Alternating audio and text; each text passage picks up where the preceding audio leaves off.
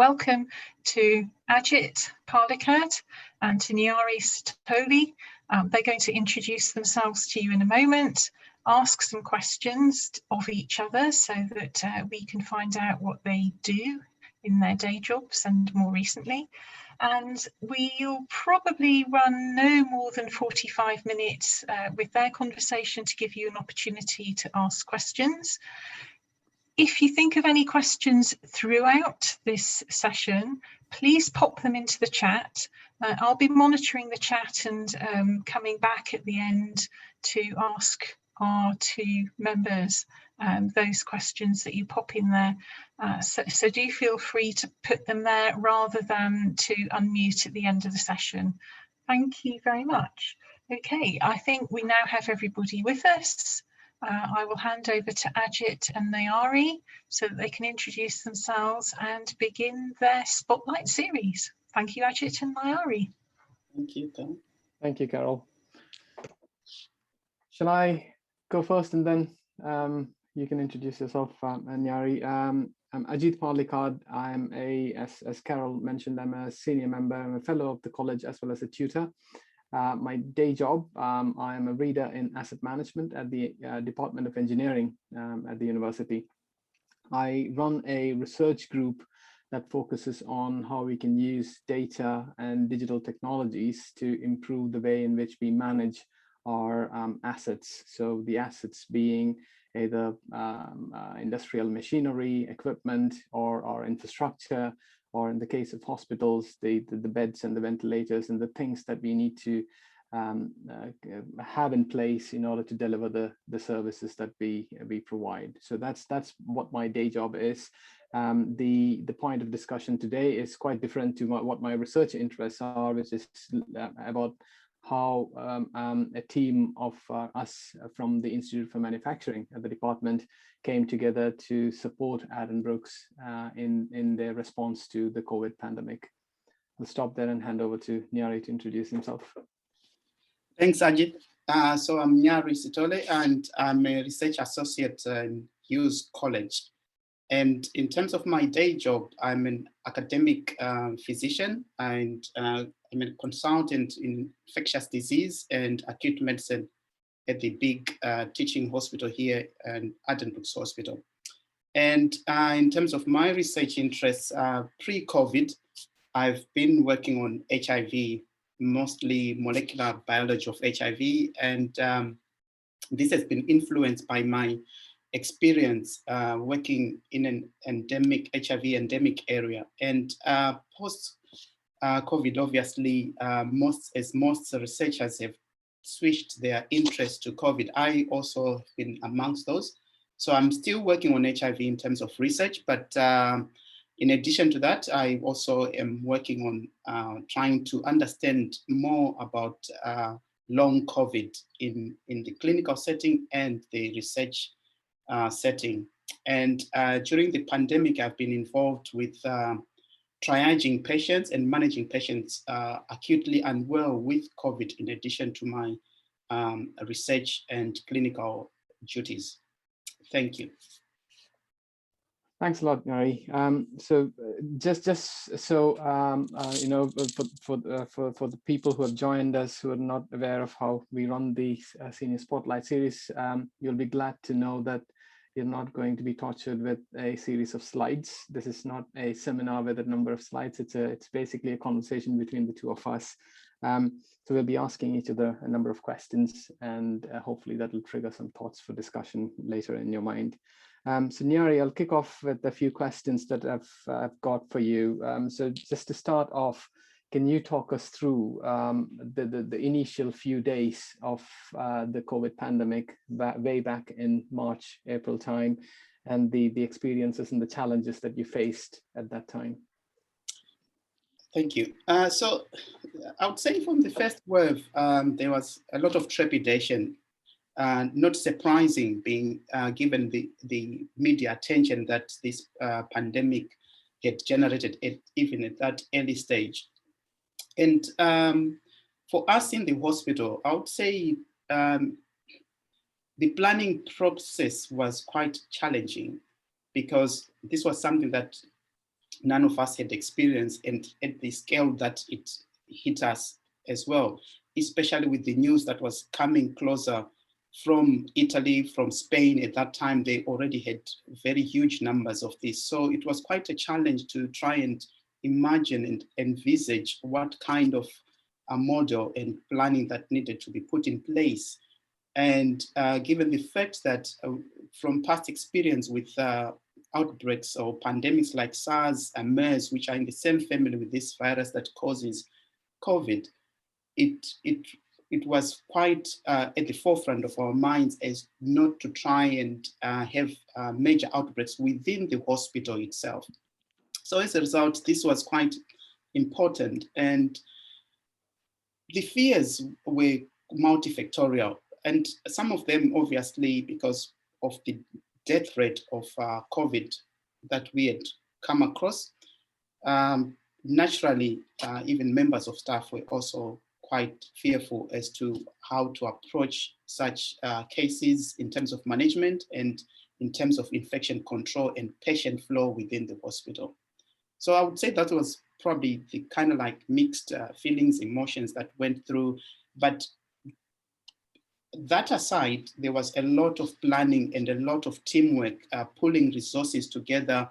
And it was unbelievable how people came together from different departments, different teams, and worked together to come up with some initial working model that then saw us through the very first hit and enabled us to learn along the lines. Great. It must have been a challenging time at that point. You mentioned you saw some of the first COVID patients in the hospital. And given that you did not have any experience of this disease, how did you, or did you get a chance to learn from the experiences or talk to other hospitals around the world, or people who experiences and data from around the world? Because if I remember, it had hit Italy and of course China pretty badly before it came to the UK. Yeah. So it's quite interesting, that some things, history repeats itself. I remember very well, I trained back home in Zimbabwe before I came to the UK. And during my early years as a junior doctor, there was the AIDS outbreak. And at that time, hardly were there any effective antiviral therapy for patients. And the majority, it was all about what we used to call TLC, tender loving care, seeing patients dying in front of us. It was quite horrible and quite distressing. But little did I know that the experience I garnered during those years would come to help me in this pandemic. And this was probably my basis of looking at it as something that I've probably have come across it, but in a different way. Obviously, these are different viruses, different pathogenesis, but still there are commonalities in terms of looking at this. So that helped me a lot. And I remember vividly, I was amongst the very first doctors to look after a COVID patient. And I must say, I didn't feel that fear at all. I was just looking forward to say, look, we are here for this time, and we are here to make the difference. We are here to do the best we can with what we have. So that really helped the experience. And also I had friends that I was in communication with from Italy and Spain. So they were just giving me their experiences of what they were encountering and how they were trying to put to use the resources they had. So that also helped a lot. Oops, I muted myself. Thanks. So with my work at the hospital, I could see that. So in the first wave, although we were quite worried, thankfully Cambridge didn't hit quite badly as we expected. But the third wave, as we call it now, or you can call it the second wave because that's the proper second wave, the experience has been quite different to the first round, isn't it? Can you elaborate from your experiences? What were the major differences? I'm sure there are positives that you learned from the first wave that you could apply, or medicines, therapies, and so on, but there are negatives as well, differences between the two. Yeah, so in terms of the what we now call here the third wave versus the first wave immediately, soon after the magnitude of the disease became apparent in the hospital, the hospital management and the rest of the team decided to immediately, scale down or stop most of the non-essential or planned hospital activities and outpatient clinics and stuff like that.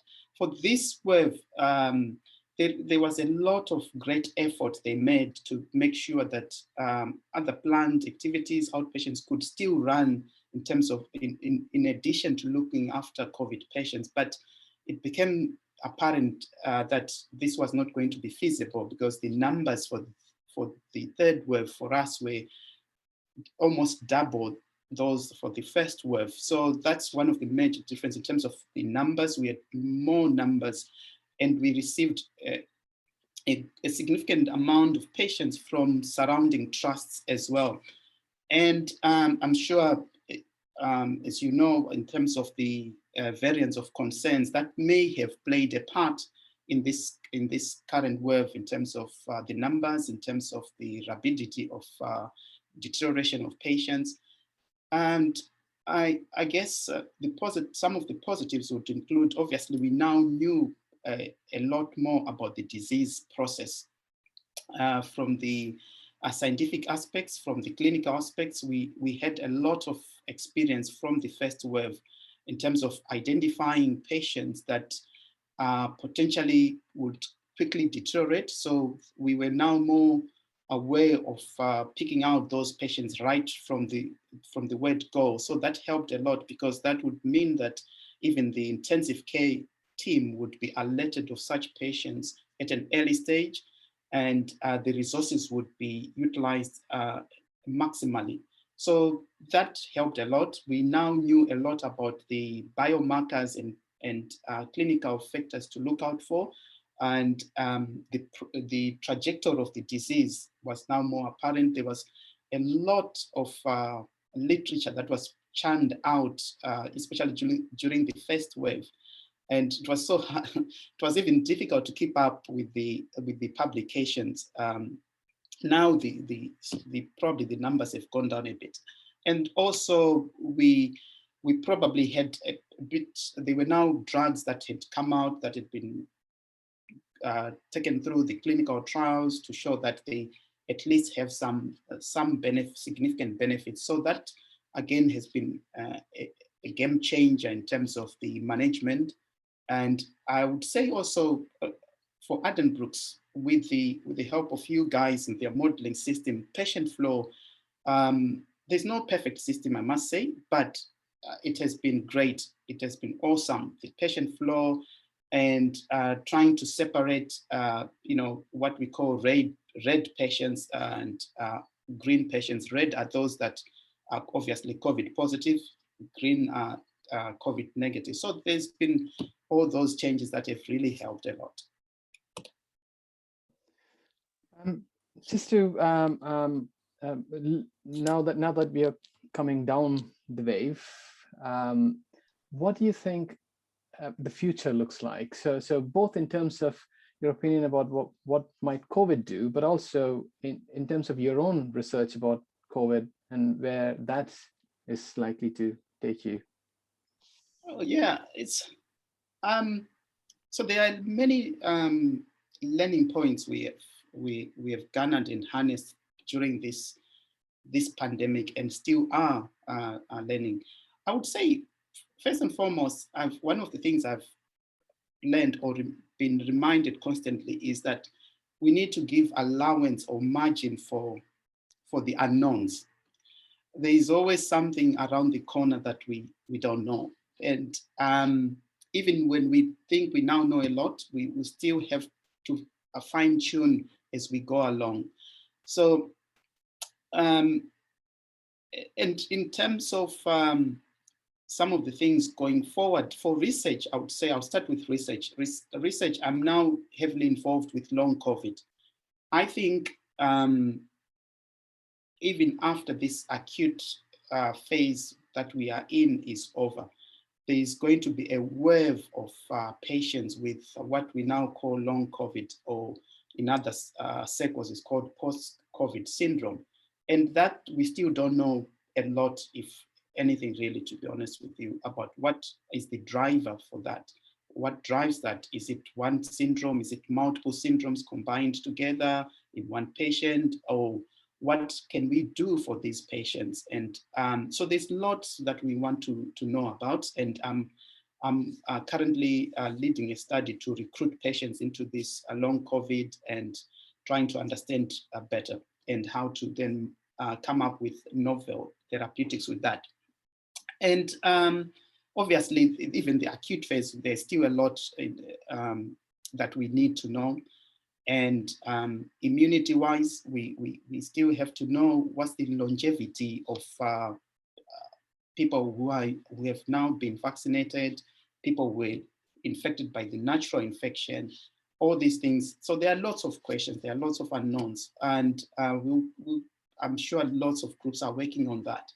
In terms of the clinical aspect, obviously going forward, we have lost a lot of bed space, let's say in the hospital, because, for instance, let's say a bay or a ward that used to have 6 patients, because of the spacing now, we now only probably can accommodate 4 patients. So there's a lot of bed space that has been lost. Luckily, like for these trusts with the funding, they are in the process of constructing what we call a surge center, which will be almost like a dedicated infectious disease unit or communicable disease unit where they admit such patients. So that would hopefully compensate for the loss of bed spaces. What else? I think, yeah, so those are some of the things. And the other thing to be aware of is, it's almost like, as I was thinking, you know, almost like every 10 years, there's a pandemic of some sort. 2002, 2003, we had the SARS. 2012, we had the MERS. 2019, 2020, we have this SARS-CoV-2. So there's always need to refine, to prepare, and to modify, and to always have these resources readily available when called for. I'll wrap things up on a personal note. I mean, I'm sure all of us here, not just me, are incredibly thankful for people like yourself with so much of sacrifice to look after patients and being on the front line. How has it been personally for you? So I've been very amazed with what people can do when they are you know, seized with such kind of unprecedented events. It has been amazing for me to see the great work that Unity has brought, teamwork has done, different specialties, different teams, different experiences. And personally, obviously, there's always need to balance life. Life continues, irrespective of what's happening around us. Life will continue. And it's always good to look ahead and hopefully see the sunshine will shine at some point. And I think we are getting there slowly, and hopefully that trajectory continues. And it's always good to have a support network of people around, both professionally and socially. It has helped a lot to balance that, because obviously every one of us has been affected in one way or the other, whether it's the lockdown itself or whether it's the disease process itself. So all these things can be mitigated by having that social fabric and network around us to keep us motivated, to keep us looking forward and with hope, and hopefully we'll be stronger as a people after this. Thank you. Thanks a lot, Nyarie. That was a good positive ending there. Thanks, Ajith. So obviously for you, Ajith, it's unlike me being a medic by background, but for you being an engineer, being robbed into the medical world, so to speak, how did you get involved with this? Yeah, it's an interesting story. I think many of you would be thinking, what is an engineer doing here?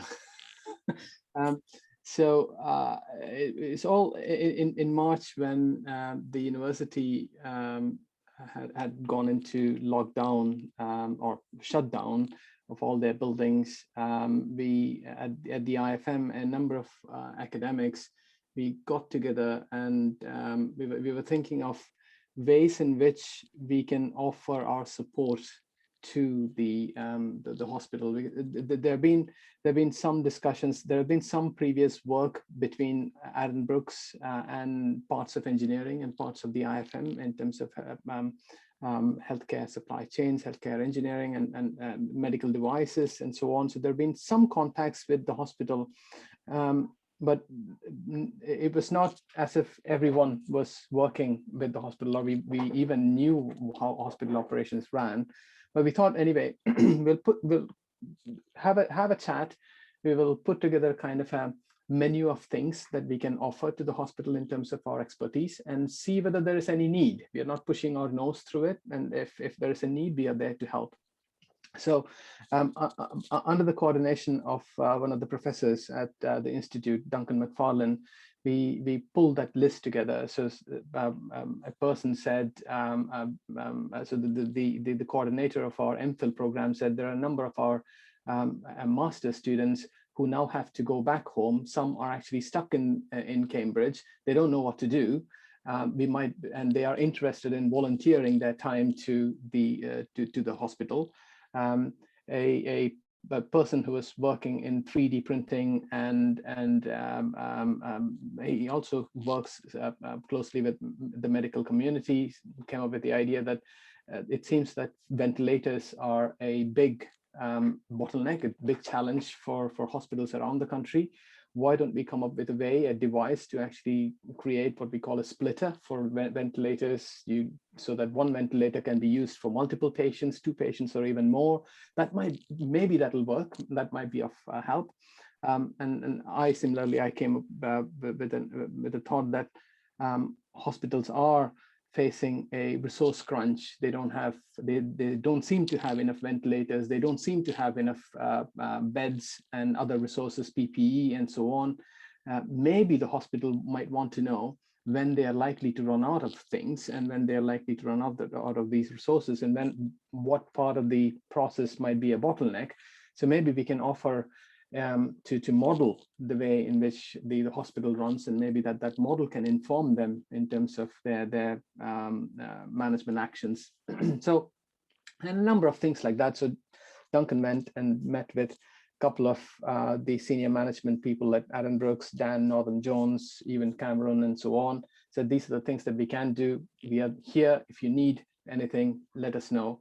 And the response from the hospital was, can we have all of that, please?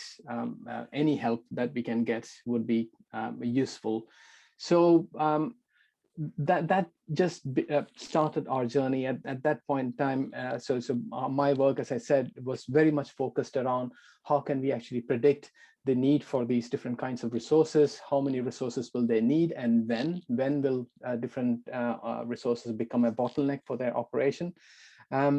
So the way I approached the problem was, well, to be honest, I have never ever worked in a medical environment before, never worked with a hospital. I don't know anything about hospitals, but with my background in manufacturing, what I knew was to understand how products flew through a manufacturing facility or a supply chain, and modeling that flow to understand which machine or which operation is likely to become a bottleneck, which machine or operation is likely to see queues forming in front of it, and how can we predict the queues and so on. So that's the kind of analysis that I do in my research and in my teaching. So I basically set out to mirror what happens in a manufacturing facility. Instead of having products flowing through, an operation, we have patients flowing through an operation. Instead of us having machines at different stages in a manufacturing plant, we have beds and we have wards and we have general wards, ICU, and so on. So I found a kind of to be an analog of a manufacturing operation, and use the same principles to say, okay, how can we actually model the patients flowing through, COVID patients flowing through the operation.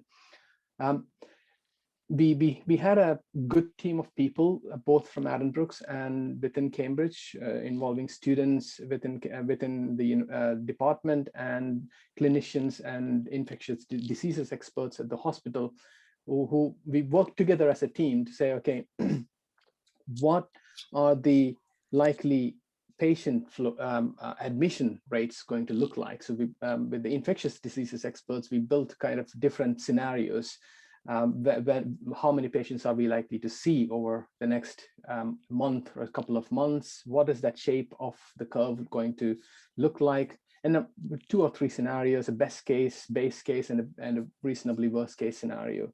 And then what I did with that is to, again, speaking to the clinicians, saying, what happens to these patients when they come to the into the hospital? And we charted out what we call different patient flow pathways. So some patients, they come into the general ward, they get oxygen, they stay for a while and they get better, they leave. Some of them get worse and have to be admitted to the ICU, and so on. So there are different pathways that the patients can take. I developed what we call a discrete event simulation model, which basically takes individual patients and using probability distributions of how the patients might flow through the different pathways, send them through these different pathways, and then say, at each stage in their stay, what kind of resources do they need? They need a bed, they need a ventilator, they need staff, they need, and so on. So that gives us an idea over time of how much of these resources the hospital will need. And the hospital found that quite useful to be able to predict what they can see in the future, plan for it, and make sure that they have the required number of resources available. Thank you. Indeed, the hospital and us on the ground, we found it very, very useful. And thank you for you and your team. I was just wondering, because for the first wave, we hardly had any data, obviously. What was the modeling technique or system that you settled for, and how did you come about to settle for whichever you eventually settled for without much data available, if at all? So that was true. It was a big challenge in the first wave. The modeling technique, as I said, is a discrete event simulation model. The main data input that is required for the model is, of course, the arrival rate of patients. We had no idea what the arrival rate was going to be, so that's why we built these scenarios based on the experts, infectious diseases experts, who actually looked at epidemiological models, shapes of waves and sizes of waves that were seen in Italy, in Spain, in London, and so on. So I remember Cambridge was hit slightly later, and our situation was slightly better in comparison at the same time in other places. So there was a bit of a point of reference for them to look at. Other than the input rates, what I needed for my model was an idea of what the length of stay would be at the various stages of a patient's journey. So how long is a patient likely to stay if they had an uncomplicated stay without needing ICU? How long are they likely to stay in the general ward? If they have to be sent to the ICU, how long will they spend in the general ward before the ICU? How long will they stay in the ICU? How long will they stay post-ICU recovery? And so on. What are the mortality rates going to be? What are the ICU admission rates going to be looking like? So those were the kind of input data that we needed. And we didn't have any of this. At least from the hospital, we didn't have any of this. But what we had was some kind of information trickling in from other countries, from China, from Italy, and so on. And what we set out to do was, in the initial phases at least, we just looked at what data we had from these other places and just used that data as a basis for our modeling. So that's what we did in the first wave, and it was good in the sense it gave us that kind of prediction. What we could do at the end of the first wave was to, now that we have the real data from the hospital, we then built our probability distributions and our rates and so on. And what was useful at that time was we built those probability distributions from the real data. We had real admission numbers to the hospital. We pumped in that real data, and we looked at what the simulation model predicted as the occupancy levels and the resource requirements. And to our pleasant surprise, it predicted the actual occupancy and the actual resource requirements very accurately, which means that it gave us some level of confidence that the model was right. Before, we were using the model, but without any confidence about the validity of the model. But in fact, it was not a complete blind approach. Discrete event simulation is a popular technique to model such situations in the medical field. And there are several research papers written on it. So there was something to back our assumptions on and our modeling beliefs on, that this is not completely a wacky approach to use. So that's what my experience was. Okay, cool. Thanks. So you mentioned obviously getting data that from other countries, China, Italy, and so forth. Closer to home, have you been liaising with other trusts to see what modeling techniques they've been using, and were you feeding into each other, and how does one probably look at the future in terms of these modeling techniques and as a whole for the trusts, for the NHS? Because there's a lot of experience and enough data that probably should not be lost, but harnessed and made available for throughout the country, I suppose. Yeah, so definitely. So not so much in the early phase. So in March and April, we just wanted to get it done. So can we do it by tomorrow was the question. So we didn't have the time to talk to many people and do a thorough literature review and so on. This was the technique that I knew, and we just did it. But now we have started talking to hospitals in London, but also engaging with the Shelford Group, which is the teaching universities collab group, which includes hospitals in Manchester University and so on, Oxford and so on. So we've started communicating with each other our approaches in using different kinds of models for the same purpose. And what we have found is that most of the hospitals, so many of the hospitals, really did not have a clear systematic approach to developing these predictions. Many of them used very simplistic Excel-based models, which again, it serves the purpose if you want a rough estimate, and it served the purpose for them anyway. Some of them used other modeling approaches like systems dynamics and so on and so forth. So there are different approaches that are being used in different hospitals, and they've all been serving their purposes in their own ways. But now it's a point for us where we can actually do some proper systematic studies in terms of comparing the performance of these different modeling approaches and seeing which ones work well in what situation. So the answer to your question is no, we didn't do that at that point in time, but now we are beginning to do it more collaboratively. Okay, that's very helpful. So in terms of the experience that you have harnessed going forward, any kind of dedicated positions or research that is arisen from these experiences that you have had? Yeah, definitely. So well, I'm not talking about this as in it's in the past. So we still continue to work with the hospital. So we still have weekly calls and daily calls and so on. We've supported the hospital throughout the third wave, and some of the interesting things that the model is now being used for, as Nyarie, you mentioned earlier, is how we can manage the downward journey of COVID effectively for the hospital, and how can such models help in the hospital in their treatment of non-COVID patients as well. So this is not the end for the hospital, right? So now as COVID patients, the numbers go down, the hospital has to look at how we can bring we have a huge waiting list that is being built up, need to bring those patients back in. So having an idea of how much capacity will be there in the hospital at what point in time. So previously we were thinking how many beds will be required at what point in time, but now we are thinking how much capacity for non-COVID care will we have in what different points in time is becoming really an interesting question.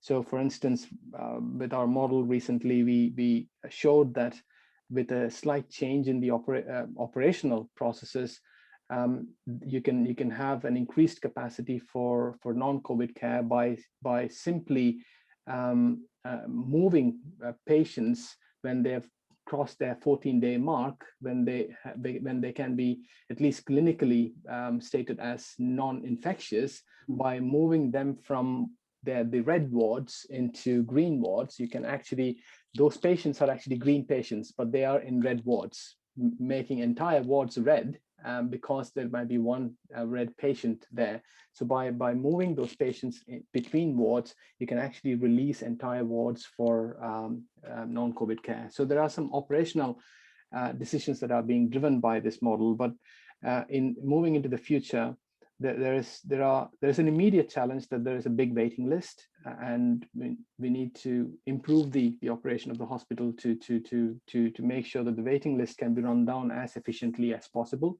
Within the hospital, there is an increased awareness that these kind of models can generally inform better operations, better decision making.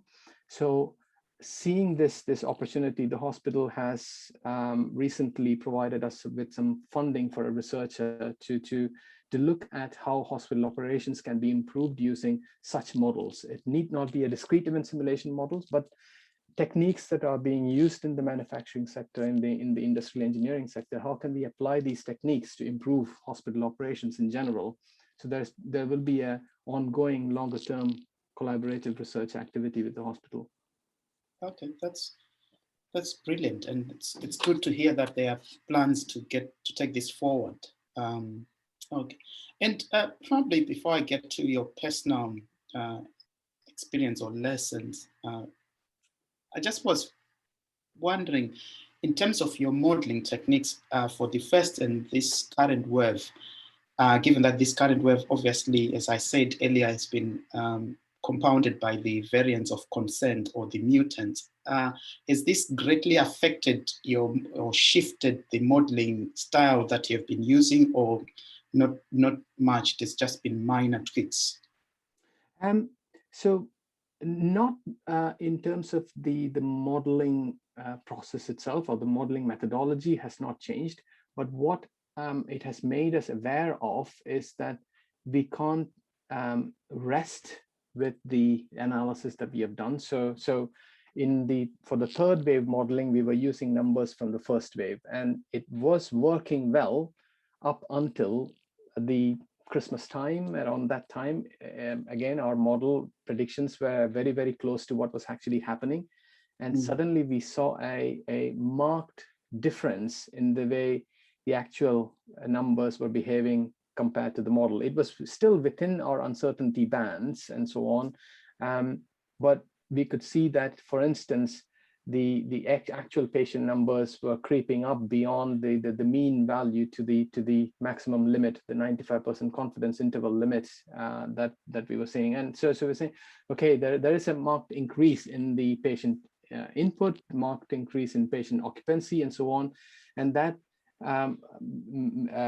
told us that we have to actually constantly monitor the clinical parameters of the patients as new variants come in. So it was around that Christmas time, just before Christmas, that was when the Cambridge started getting hit with the new variant, and now predominantly it is the new variant. So we realized that the length of stays and the mortality rates and so on and so forth of the new variant is actually quite different to the first wave and the patient and the parameters that we had in the first wave. So it just means that from a modeling point of view, we have to continuously update our assumptions and continuously update our model parameters and so on. And that is a challenging prospect, especially when for things like length of stay, you can't really update a parameter until a patient has completed their stay. And for some patients, it can be quite long. Some patients go home in a week. Some patients can stay on for months in the hospital. So that is a challenging prospect, but it just tells us that we have to be on top of the data. When we see that our model is deviating from norm, we have to go back to our numbers. Yeah, I agree. The heterogeneity of COVID has been quite a challenge. You get so many varied presentations and trajectories. So in terms of on a personal reflection, now that you have had all these experiences, what's your take and personal reflection, whether professionally or on a personal note? So on a personal note, it has been a really eye-opening experience for me. It's a new experience for me. As I said, I've never worked in a hospital environment. It was eye-opening from that learning experience, how a hospital works and so on, but also kind of pleasantly surprised to know what goes behind doors in a hospital, the extreme professionality of the people, not only the doctors and the clinicians like yourself, but also hospital management, to really their drive to get it right and to do good for the patients. It has been just an incredible experience from that point of view. And of course, it has opened up new research opportunities for myself. So in the long run, I don't see this as a time when I had to take a kind of a forced sabbatical from my research. It has actually enhanced the way I look at the research topics that I look at. And there are new opportunities that are opening up, as I said, working with hospitals, looking at the same questions that I was asking in terms of infrastructure and machinery. Now I can think about hospital equipment and the hospital infrastructure and so on. I've got a PhD student who has recently started her research question is, how can we make hospitals more resilient to such disruptions? And these are the kind of questions that we explore in the manufacturing field. Now we can apply it into the healthcare field. So from a personal research point of view, it's been really, really fruitful. And otherwise as well, personally, it's been a tough time. I've had long hours looking at modeling and so on, but I keep telling myself, you're not doing anything compared to people like yourself. so it feels good from a personal point of view that even though I'm an engineer, and this goes to all of us in the IFM and in the engineering department who have been playing a good role in this, that we have been able to make our own small contribution to this effort. Thank you, Ajith. And probably on that note, I will hand over to Carol.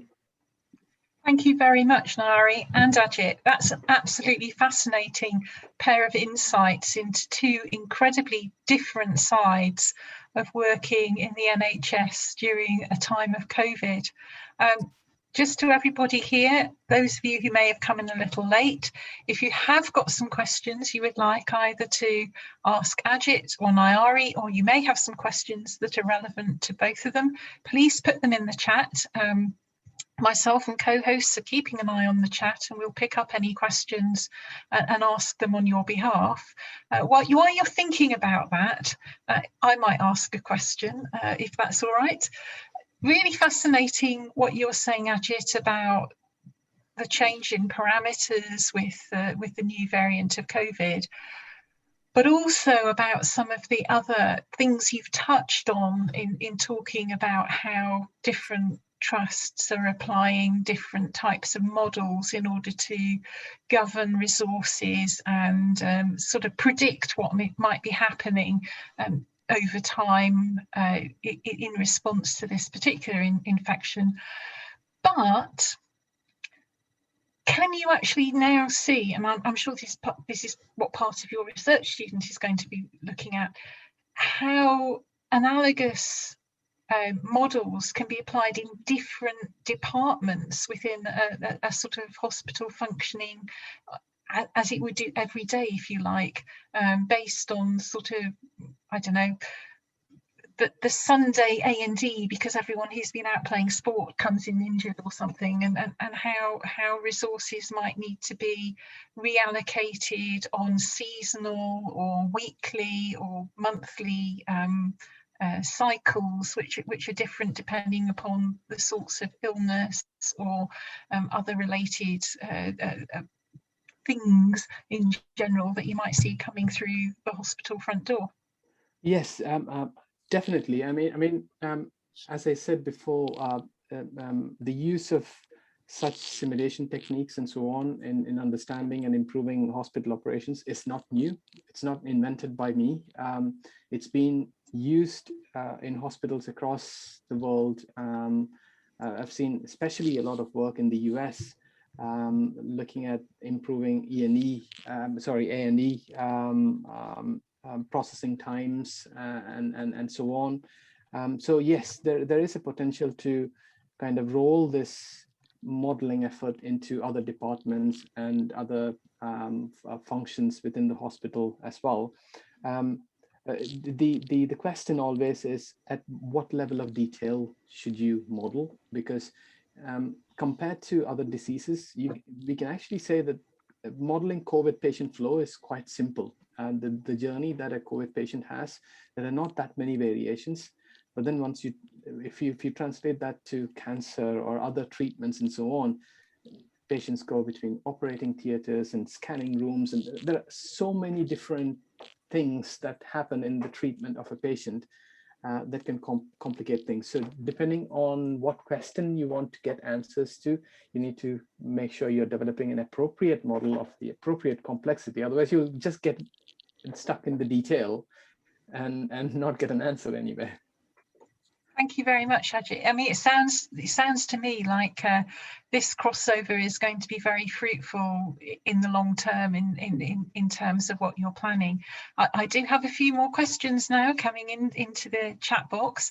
I'm going to start with one that came from John. He actually sent this earlier, and Nyarie has sort of touched on it already, but he may wish to expand a little bit. So John said, assuming that COVID-19 is established within our annual disease patterns in the UK, is it likely that NHS trusts will need to create some form of communicable disease unit to treat patients in an isolated or quarantined area, away from regular A&E inpatient and outpatient areas? And just to follow that through, if there's sufficient funding to do that, do you believe this would lead to full access to intensive care and surgical facilities in the future? Thanks, Carol, and thanks to John for such an insightful question. That's exactly the crux of the matter. So it's plausible that this SARS-CoV-2 may end up being a circulating coronavirus. You know, the common cold is caused by endemic coronaviruses. So it's not unthinkable that it may end up being with us for the foreseeable future, if not beyond. So definitely there is need to have such dedicated units or facilities within trusts, so that, as I alluded earlier, so that we reduce by all means necessary the number of hospital-acquired transmissions of this disease. And for us here, we are very fortunate at Addenbrooke. There is already a surge center that's being built up, which hopefully by spring, summer, it should be nearly completed, I think. And it will house about 120 beds. And the main aim is to deal or admit these infectious disease cases, including the COVID, so that they are separate from the non-COVID patients. So I must say, I'm not sure what other trusts are doing. I know here they already have got that in motion. hopefully it's something that can be nationally adopted. Obviously, resources will be a great challenge, but in the long run, it will pay off, because this is likely going to be quite a long road, and we need such units in place. Because you can imagine when we had like these sporadic outbreaks like Ebola far from this country, but here at Addenbrooke, we had a small, very small kind of like isolation room, just in case we would receive the odd case. So yeah, we have sort of obviously expanded, because this has been at a greater magnitude compared to these sporadic outbreaks. Thank you very much. I've got two questions here which are sort of flip sides, or there's certainly different facets of the same question, which again is for Nyarie, and it's on long COVID or post-COVID syndrome. So one question says, does it look at the moment as if there are parallels with other post-viral syndromes, or is it too soon to say? And I'm going to combine it with the other question, because it looks to be a good match, and I have lost it. And the other one here is, what new challenges might be presented in terms of care and care pathways by long COVID syndrome? So two slightly different questions about long COVID syndrome, but I guess you are well placed to answer them on our behalf. Thanks, Carol. So this has been my fascinating area of late, to be honest, and I'm quite passionate about long COVID, because way back in May last year, that's when I started getting involved in, look, at that time, we didn't call it long COVID, obviously, it was kind of like just post-viral syndrome from what we knew about other viruses. I must say upfront that it's not new that viruses or infections can cause these post-syndromes. A study done a while ago showed that almost 10% of patients, irrespective of the infectious pathogen, do go on to have some kind of grumbling symptoms for at least 6 to 12 months. But this has been at a greater magnitude. And as a result, that's why in November last year, the government, through the NHS, the NICE guidelines, the Scottish and the Royal College of General Practitioners, they combined to come up with a working model and a working definition of what long COVID is. We now have somewhere to start with, and yes, there are big challenges ahead. The numbers are going to be, again, enormous, I think, from what we have already seen so far from the first wave, the numbers that I've been seeing in my clinic. And secondly, in terms of pathways, so there are pathways that we have up and running in terms of referrals, how referrals are made into this clinic. It's an MDT, that's a multidisciplinary team approach, whereby different specialists or specialty teams are involved in under one roof to look at these patients. Why? Because COVID, as we have now seen, affects nearly any system or any part of the body. So as a result, we need different minds to come together as a holistic approach for the patient, almost like a one-stop shop for the patient. And from there onwards, whatever is the most appropriate specialists can follow through that patient. So that's the kind of like pathway that's running. Obviously, it needs more funding, and hopefully can be fine-tuned as we go along, and as we know more about the disease and how long it will be for that. Yeah. Thank you very much. At this end, I have not any more questions appearing in the chat box, but a very large number of thanks to both of you for such a fascinating, stimulating and interesting pair of talks. I have one new message. Oh, another thank you. So I think we're almost at the end of the hour that we allocated. If nobody does have any more questions, just to say again, on behalf of everybody here this evening, thank you so much for your talks. We hope that we will hear a little more from you perhaps down the line to sort of give us an update, Ajith, on how the modelling is going and the research is going with your student. And Nyarie, I am sure we would love to hear more from you in the future as you understand long COVID in greater detail and can come back to us and sort of update us on the insights into that side of what is turning out to be from the biological and intellectual perspective, a very interesting virus to study. Thank you. So thank you, everybody. If you have missed anything because you came slightly late, you would like to listen again, as mentioned, this will be appearing on our YouTube site in the very near future with a link on the front of the Sithole website. So if you'd like to return to the topics, please do when those appear online. And good night. Have a good evening, everyone. Thank you. Thank you. Thank you.